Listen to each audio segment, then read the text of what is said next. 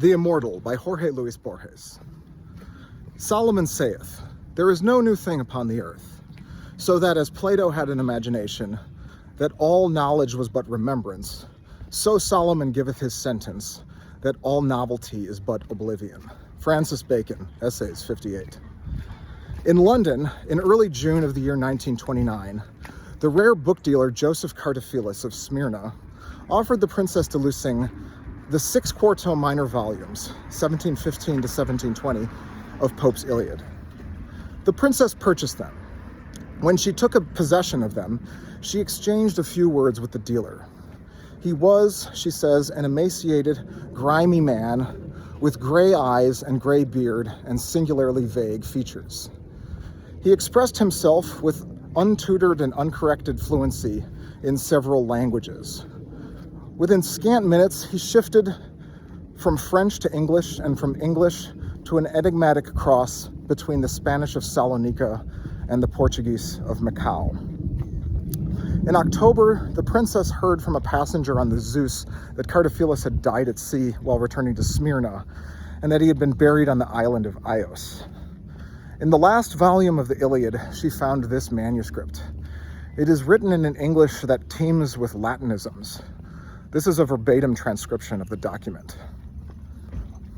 As I recall, my travails began in a garden in 100-gated Thebes in the time of the Emperor Diocletian. I had fought with no glory in the recent Egyptian wars and was tribune of a legion quartered in Berenice on the banks of the Red Sea. There, fever and magic consumed many men who magnanimously coveted the steel blade. The Mauritanians were defeated. The lands once occupied by the rebel cities were dedicated in eternitatem to the Platonian gods. Alexandria, subdued, in vain sought Caesar's mercy. Within the year, the legions were to report their triumph, but I myself barely glimpsed the face of Mars. That privation grieved me, and was perhaps why I threw myself into the quest through vagrant and terrible deserts for the secret city of the Immortals. My travails, I have said, began in a garden in Thebes. All that night I did not sleep, for there was a combat in my heart. I rose at last a little before dawn. My slaves were sleeping. The moon was the color of the infinite sand. A bloody rider was approaching from the east, weak with exhaustion. A few steps from me, he dismounted, and in a faint, insatiable voice asked me in Latin the name of the river whose waters laved the city's walls. I told him it was the Egypt, fed by the rains. "It is another river that I seek," he replied morosely. "The secret river that purifies men of death." Dark blood was welling from his breast. He told me that the country of his birth was a mountain that lay beyond the Ganges. It was rumored on that mountain, he told me, that if one traveled westward to the end of the world, one would find the river whose waters give immortality. He added that on the far shore of that river lay the city of the Immortals, a city rich in bulwarks and amphitheaters and temples. He died before dawn, but I resolved to go in quest of that city and its river. When interrogated by the torturer, some of the Mauritanian prisoners confirmed the traveler's tale. One of them recalled the Elysian plain, far at the ends of the earth, where men's lives are everlasting. Another, the peaks from which the Pactolus flows, where men live for 100 years. In Rome, I spoke with philosophers who felt that to draw out the span of a man's life was to draw out the agony of his dying and multiply the number of his deaths. I am not certain whether I ever believed in the city of the Immortals. I think the task of finding it was enough for me. Flavius, the Getulian proconsul, entrusted 200 soldiers to me for the venture. I also recruited a number of mercenaries who claimed they knew the roads and who were the first to desert. Subsequent events have so distorted the memory of our first days that now they are impossible to put straight. We set out from the Archsino and entered the ardent desert. We crossed the lands of the troglodytes, who devour serpents and lack all verbal commerce. The land of the Garamantas, whose women are held in common and whose food is lions. The land of the Augiles, who worship only Tartarus. We range the width and breadth of other deserts, deserts of black sand where the traveler must usurp the hours of the night, for the fervency of the day is unbearable. From afar, I made out the mountain that gives its name to the ocean. On its slopes grows the euphorbia, an antidote to poison. And on its peaks live the satyrs, a nation of wild and rustic men given to lasciviousness. That the bosom of those barbaric lands, where the earth is the mother of monsters, might succor a famous city, such a thing seemed unthinkable to us all.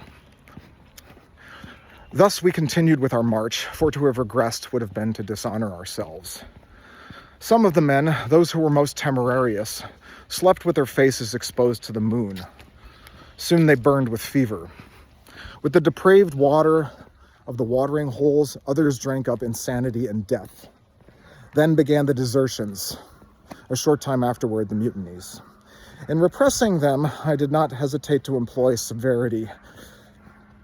In that I acted justly, but a centurion warned me that the mutineers, keen to avenge the crucifixion of one of their number, were weaving a plot for my death. I fled the camp with a few soldiers who were loyal to me. In the desert, among whirlwinds of sand and the vast night, we became separated. For several days I wandered without finding water, or a Cretan arrow rent my flesh. For several days I wandered without finding water, or one huge day multiplied by the sun, thirst, and the fear of thirst. I left my path to the will of my horse. At dawn, the distance bristled with pyramids and towers. I dreamt unbearably of a small, orderly labyrinth at whose center lay a well. My hands could almost touch it, my eyes see it, but so bewildering and entangled were the turns that I knew I would die before I reached it. When I disentangled myself at last from that nightmare, I found that my hands were bound behind my back, and I was lying in an oblong stone niche no bigger than a common grave, scraped into the caustic slope of a mountain. The sides of the cavity were humid and had been polished as much by time as by human hands. In my chest, I felt a painful throbbing, and I burned with thirst. I raised my head and cried out weakly. At the foot of the mountain ran a noiseless, impure stream, clogged by sand and rubble. On the far bank, the patent city of the Immortals shone dazzlingly in the last or first rays of the sun. I could see fortifications, arches, frontispieces, and forums. The foundation of it all was a stone plateau.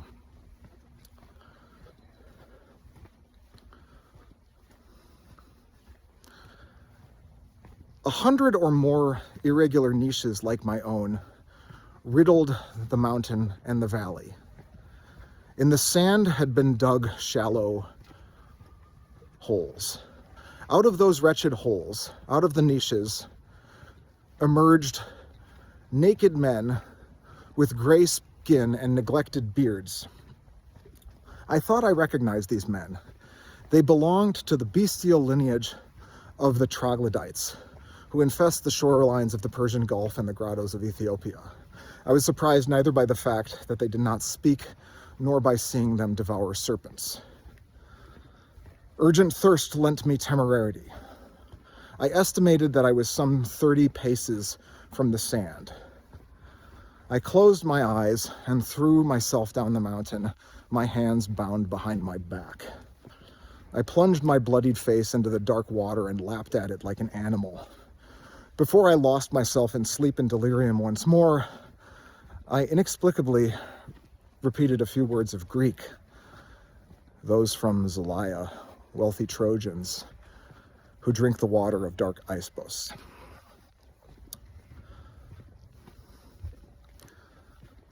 I cannot say how many days and nights passed over me.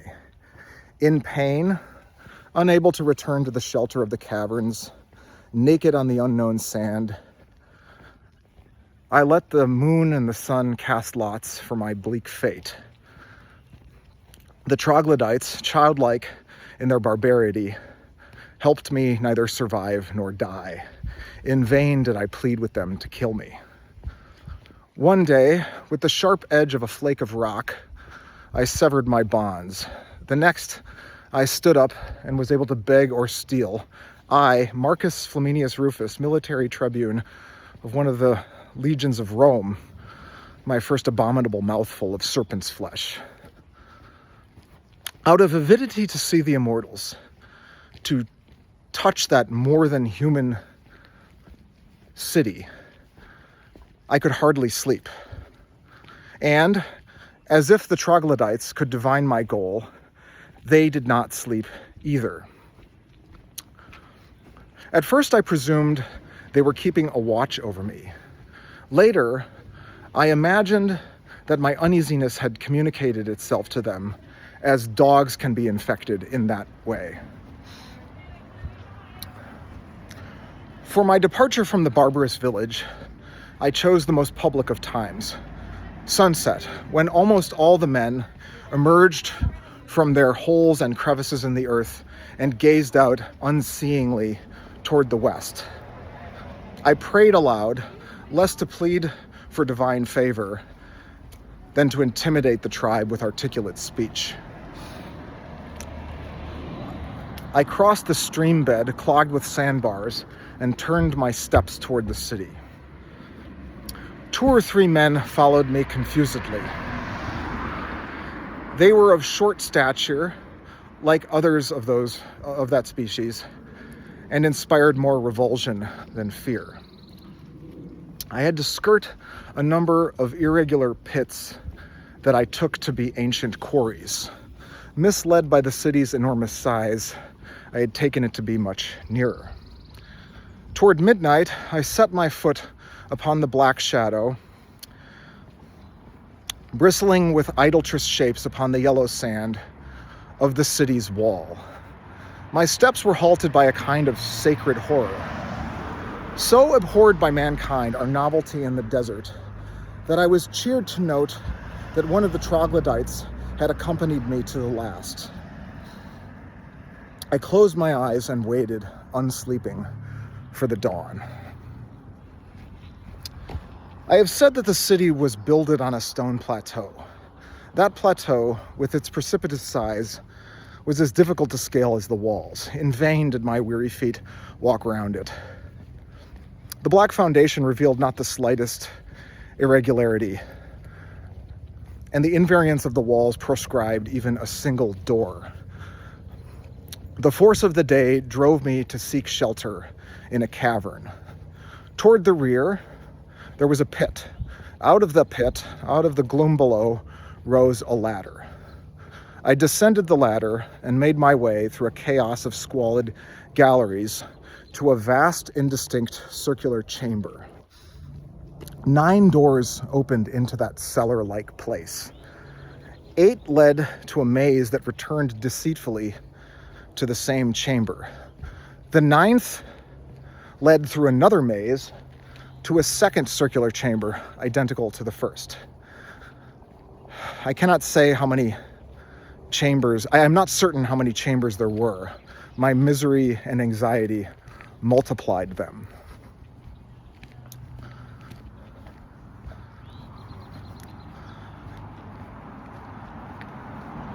The silence was hostile and virtually perfect. Aside from a subterranean wind whose cause I never discovered, within those deep webs of stone, there was no sound. Even the thin streams of iron-colored water that ran through crevices in the stone were noiseless. Horribly, I grew used to that dubious place. It began to seem incredible that anything should exist save 9-doored cellars and long forking subterranean corridors. I know not how long I wandered under the earth. I do know that from time to time, in a confused dream of home, I conflated the horrendous village of the barbarians and the city of my birth among the clusters of grapes.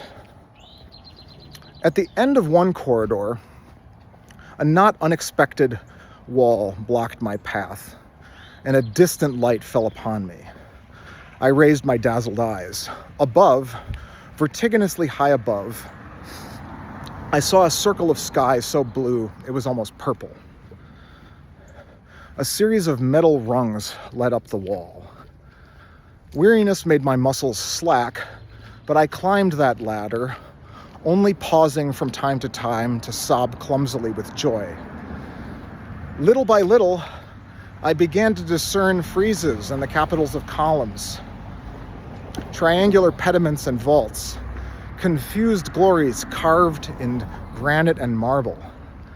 Thus it was that I was led to ascend from the blind realm of black and intertwining labyrinths into the brilliant city.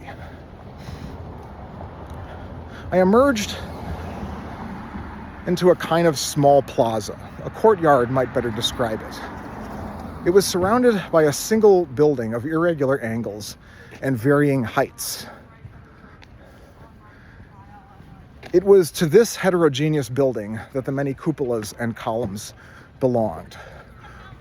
More than any other feature of that incredible monument, I was arrested by the great antiquity of its construction. I felt that it had existed before humankind, before the world itself.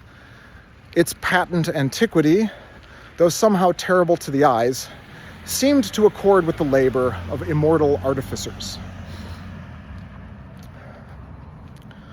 Cautiously at first, with indifference as time went on, desperately toward the end, I wandered the staircases and inlaid floors of that labyrinthine palace. I discovered afterward that the width and height of the treads on the balustrades, the treads on the staircases were not constant. It was this that explained the extraordinary weariness I felt. This palace is the work of the gods, was my first thought. I explored the uninhabited spaces, and I corrected myself. The gods that built this place have died.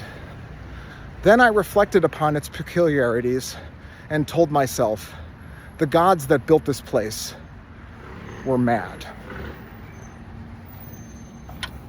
I said this, I know, in a tone of incomprehensible reproof that verged upon remorse, with more intellectual horror than sensory fear. The impression of endlessness was joined by others.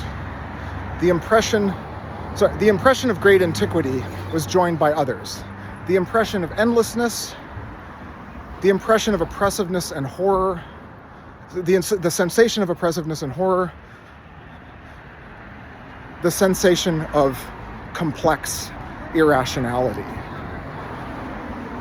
I had made my way through a dark maze, but it was the bright city of the Immortals that terrified and repelled me.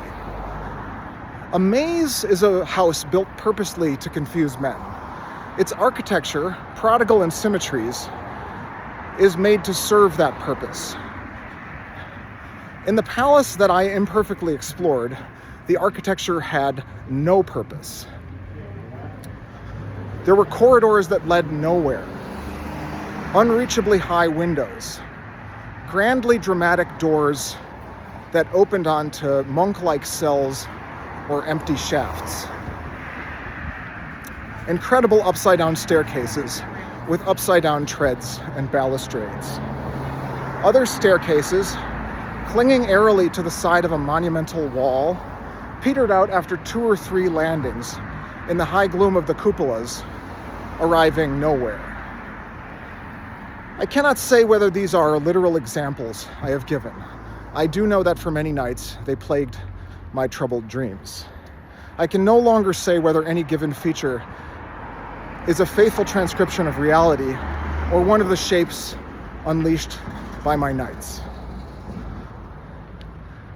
This city, I thought, is so horrific that its mere existence, the mere fact of its having endured, even in the middle of a secret desert, pollutes the past and the future and somehow compromises the stars. So long as this city endures, no one in the world can ever be happy or courageous. I do not want to describe it. A chaos of heterogeneous words, the body of a tiger or a bull pullulating with teeth, organs, and heads monstrously yoked together, yet hating each other, those might perhaps be approximate images.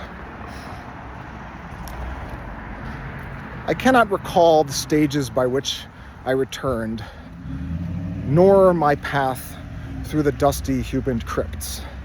I know only that I was accompanied by the constant fear that when I emerged from the last labyrinth, I would be surrounded once again by the abominable city of the Immortals. I remember nothing else. That loss of memory, now insurmountable, was perhaps willful. It is possible that the circumstances of my escape were so unpleasant that on some day, no less lost to memory, I swore to put them out of my mind. Those who have read the story of my travails attentively will recall that a man of the troglodyte tribe had followed me as a dog might into the jagged shadow of the walls. When I emerged from the last cellar, I found him at the mouth of the cavern.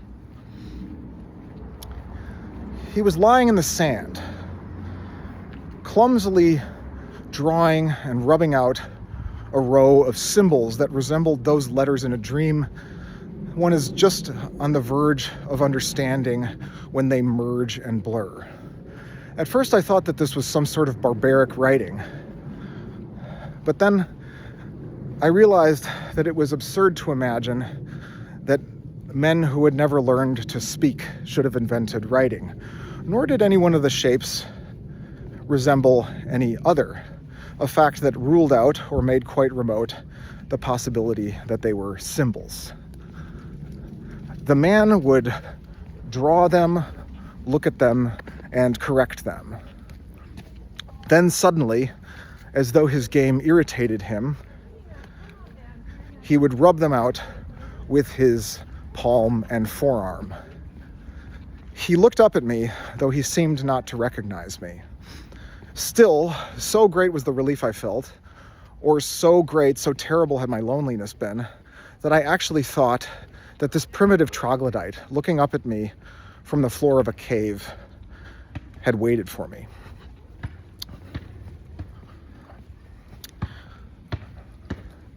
The sun warmed the plain. As we began our return to the village, under the first stars of evening, the sand burned our feet. The troglodyte walked ahead of me. That night, I resolved to teach him to recognize, perhaps even to repeat, a few words.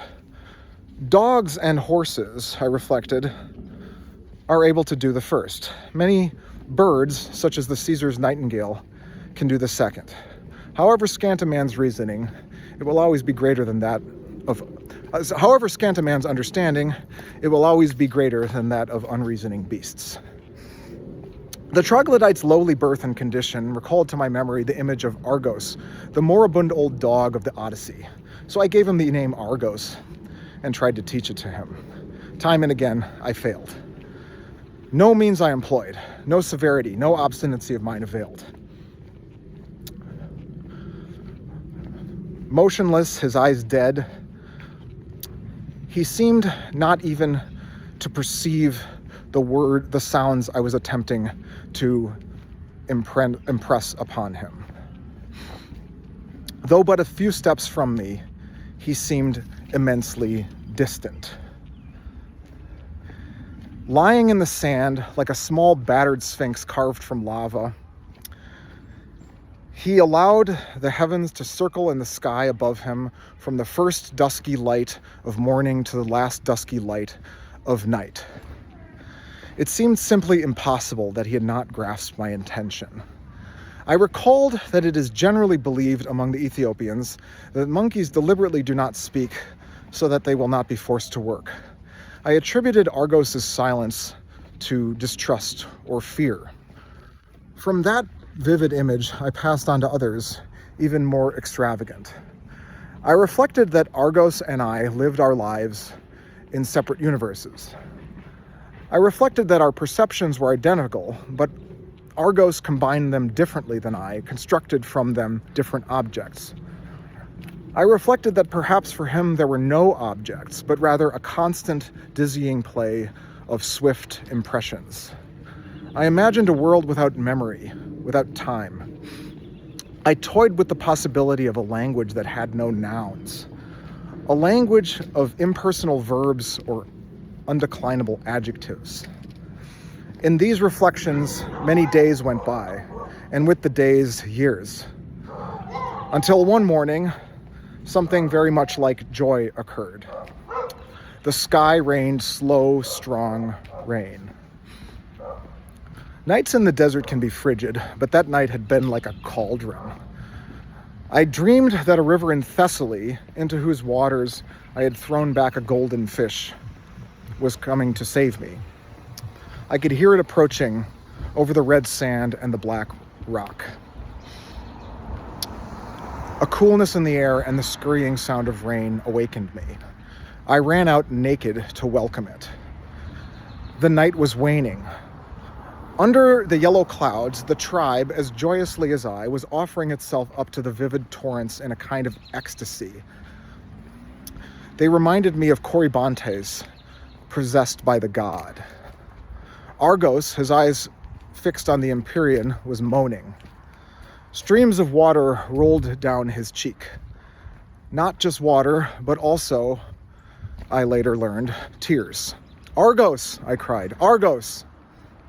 Then, with gentle wonder, as though discovering something lost and forgotten for many years, Argos stammered out these words: "Argos, Ulysses' dog." And then, without looking at me, this dog lying on the dung heap. We accept reality so readily, perhaps because we sense that nothing is real. I asked Argos how much of the Odyssey he knew. He found using Greek difficult. I had to repeat the question. "Very little," he replied, "less than the meagerest rhapsode. It has been 1100 years since last I wrote it." That day, all was revealed to me. The troglodytes were the immortals, the stream and its sand-laden waters, the river sought by the rider. As for the city whose renown had spread to the very Ganges, the immortals had destroyed it almost 900 years ago. Out of the shattered remains of the city's ruin, they had built that on the same place, the incoherent city I had wandered through, that parody or antithesis of city, which was also a temple to the irrational gods that rule the world, and to those gods about whom we know nothing, save that they do not resemble man. The founding of this city was the last symbol to which the immortals had descended. It marks the point at which, esteeming all exertion vain, they resolved to live in thought, in pure speculation. They built that carapace, abandoned it, and went off to make their dwellings in the caves. In their self-absorption, they scarcely perceived the physical world. These things were explained to me by Homer as one might explain things to a child. He also told me of his own old age and of that late journey he had made, driven, like Ulysses, by the intention to arrive at the nation of men that know not what the sea is, that eat not salted meat, that know not what an oar might be. He lived in the city of the immortals he lived for a century in the city of the Immortals. And when it was destroyed, it was he who counseled that this other one be built. That should not surprise us.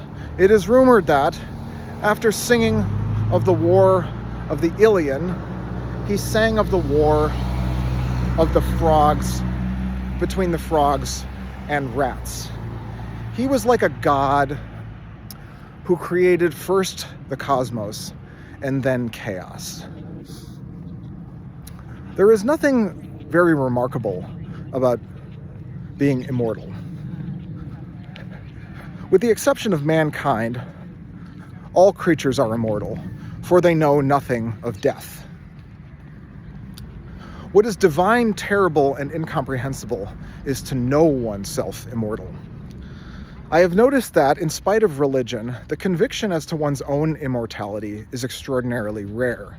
Jews, Christians, and Muslims all profess belief in immortality, but the veneration paid to the first century of life is proof that they truly believe only in those 100 years, for they destine all the rest throughout eternity to rewarding or punishing what one did when alive.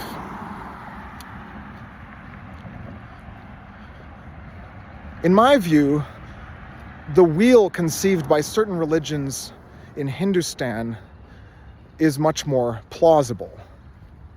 On that wheel, which has neither end nor beginning, each life is the effect of the previous life and engenderer of the next.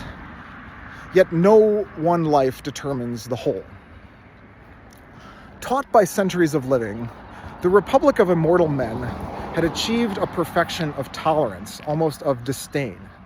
They knew that over an infinitely long span of time, all things happen to all men. As reward for his past and future virtues, every man merited every kindness, yet also every betrayal, as reward for his past and future iniquities.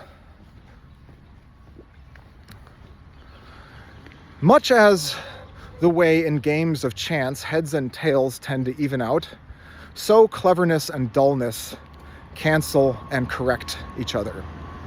Perhaps the rude poem of El Cid is the counterweight demanded by a single epithet of the Eclogues or a maxim from Heraclitus. The most fleeting thought obeys an invisible plan and may crown or inaugurate a secret design. I know of men who have done evil so that good may come of it in future centuries, or may have already come of it in centuries past. Viewed in that way, all our acts are just, though also unimportant. There are no spiritual or intellectual merits. Homer composed the Odyssey. Given infinite time, with infinite circumstances and changes, it is impossible that the Odyssey might not be composed at least once. No one is someone. A single immortal man is all men. Like Cornelius Agrippa, I am God, hero, philosopher, demon, and world, which is a long-winded way of saying I am not. The notion of the world as a system of exact compensations had an enormous influence on the immortals. In the first place, it made them immune to pity. I have mentioned the ancient quarries that dotted the countryside on the far bank of the stream. A man fell into the deepest of those pits. He could not be hurt, could not die, and yet he burned with thirst. 70 years passed before he was thrown a rope, nor was he much interested in his own fate. His body was a submissive domestic animal. All the charity it required each month was a few hours sleep, a little water, and a scrap of meat. But let no one imagine that we were mere ascetics. There is no more complex pleasure than thought, and it was to thought that we delivered ourselves over. From time to time, some extraordinary stimulus might bring us back to the physical world, such as, on that dawn, the ancient elemental pleasure of the rain. But those lapses were extremely rare. All immortals were capable of perfect quietude. I recall one whom I never saw standing. A bird had made its nest on his breast. Among the corollaries to the doctrine that there is no thing that is not counterbalanced by another, there is one that has little theoretical importance, but which caused us, at the beginning or end of the 10th century, to scatter over the face of the earth. It may be summarized in these words. There is a river whose waters give immortality. Somewhere, there must be another river whose waters take it away. The number of rivers is not infinite. An immortal traveler wandering the world will someday have drunk from them all. We resolved to find that river. Death, or reference to death, makes men precious and pathetic. Their ghostliness is touching. Any act they perform may be their last. There is no face that is not on the verge of blurring and fading away like the faces in a dream. Everything in the world of mortals has the value of the irrecoverable and contingent. Among the immortals, on the other hand, every act, every thought is the echo of others that preceded it in the past with no visible beginning, and the faithful presage of others that will repeat it in the future, ad vertiginem. There is nothing that is not as though lost between indefatigable mirrors. Nothing can occur but once. Nothing is preciously in peril of being lost. The elegiac, the somber, the ceremonial are not modes the immortals hold in reverence. Homer and I went our separate ways at the portals of Tangier. I do not think we said goodbye. I wandered through new realms, new empires. In the autumn of 1066, I fought at Stamford Bridge. Though I no longer recall whether I stood in the ranks of Harold, soon to meet his faith, or in the ranks of that ill-fated Harald Hardrada, who conquered only 6 feet or a little more of English soil.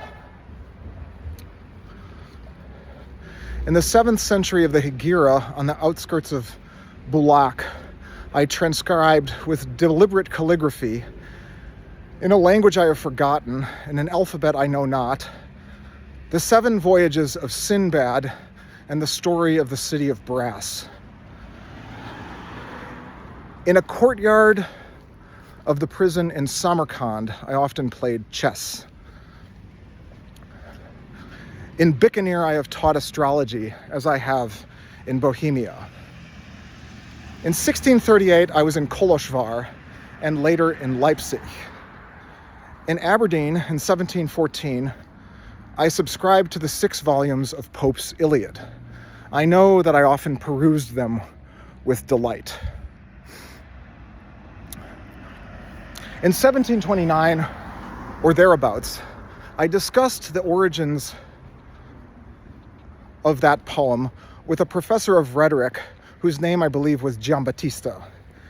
His arguments struck me as irrefutable. On October 4, 1921,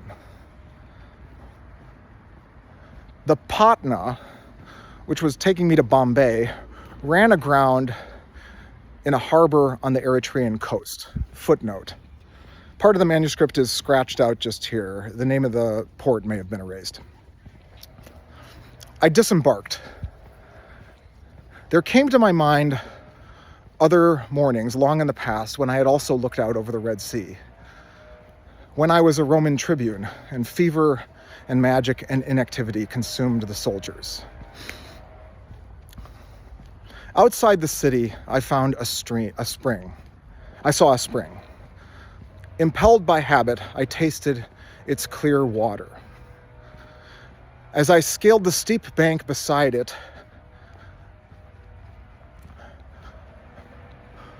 a thorny tree scratched the back of my hand.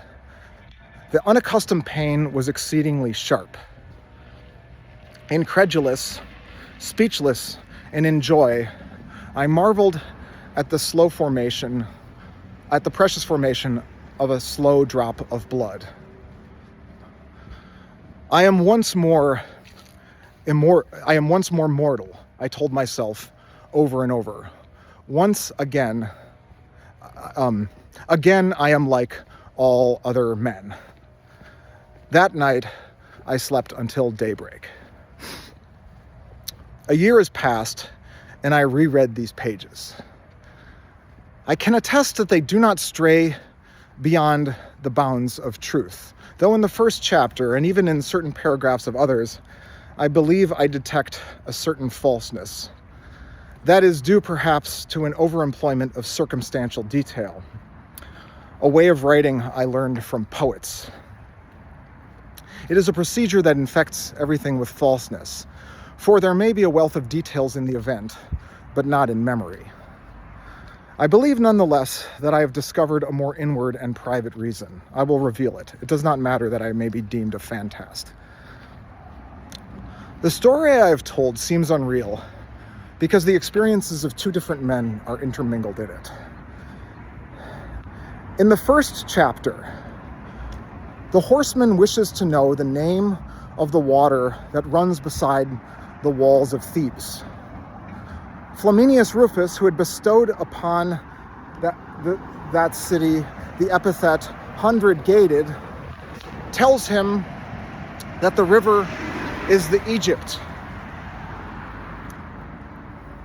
Neither of those statements belongs to him, but to Homer, who, in the Iliad, expressly mentions Thebes Hekatompilos, and who, in the Odyssey, through the mouths of Proteus and Ulysses, invariably calls the Nile the Egypt. In the second chapter, when the Roman drinks the immortal water, he speaks a few words in Greek. Those words are also Homeric. They may be found at the end of the famous catalog of ships. Later, when exploring the labyrinthine palace, he speaks of a reproof that was almost remorse. Those words too belong to Homer, who had foreseen such a horror. Such anomalies disturbed me. Others of an aesthetic nature allowed me to discover the truth. The clues of this latter type can be found in the last chapter, which says that I fought at Stamford Bridge, that in Bulak I transcribed the voyages of Sinbad the Sailor, and that in Aberdeen I subscribed to Pope's English Iliad. The text says, inter alia, in Bikanir I have taught astrology as I have in Bohemia. None of those statements is false. What is significant is the fact of their having been chosen to record. The first seems to befit a man of war, but then one sees that the narrator pays little attention to the war, much more to the fate of the men. The facts that follow are even more curious. A dark yet elemental reason led me to put them to paper. I knew they were pathetic. They are not pathetic when narrated by the Roman Flaminius Rufus. They are when narrated by Homer. It is odd that Homer, in the 13th century, should have copied down the voyages of Sinbad, another Ulysses, and again, many hundreds of years later, have discovered forms like those of his own Iliad in a northern kingdom and a barbaric tongue. As for the sentence that contains the name Bicanir, one can see that it has been composed by a man of letters, desirous, like the author of the Catalogue of Ships, of wielding splendid words. Footnote. Ernesto Sabato suggests that the Giambattista that discussed the origins of the Iliad with the rare book dealer Cartaphilus is Giambattista Vico, the Italian who defended the argument that Homer is a symbolic character, like Pluto or Achilles. As the end approaches, there are no longer any images from memory. There are only words.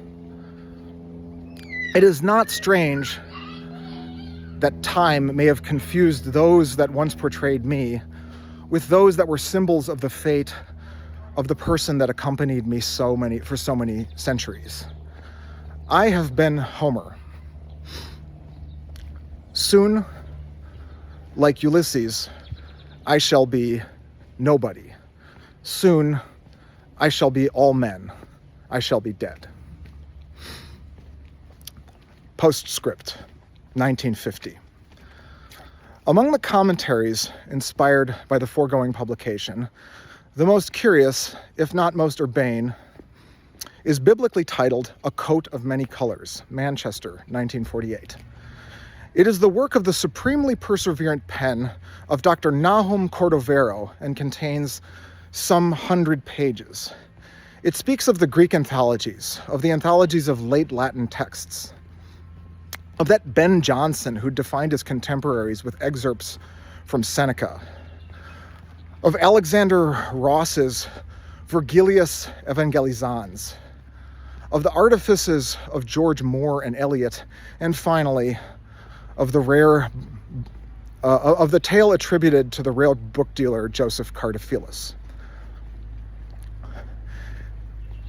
In the first chapter, it identifies brief interpolations from Pliny, Historia Naturalis, Volume 8. In the second, from Thomas de Quincey, Writings 3, 439. In the third, from a letter written by Descartes to the ambassador Pierre Chanou. In the fifth, from Bernard Shaw, back to Methuselah 5.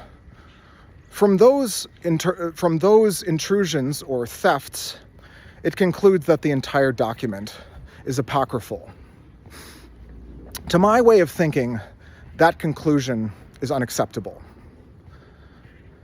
As the end approaches, wrote Cartaphilus, there are no longer any images from memory. There are only words. Words, words, words. Words taken out of place and mutilated. Words from other men. Those were the alms left him by the hours and the centuries.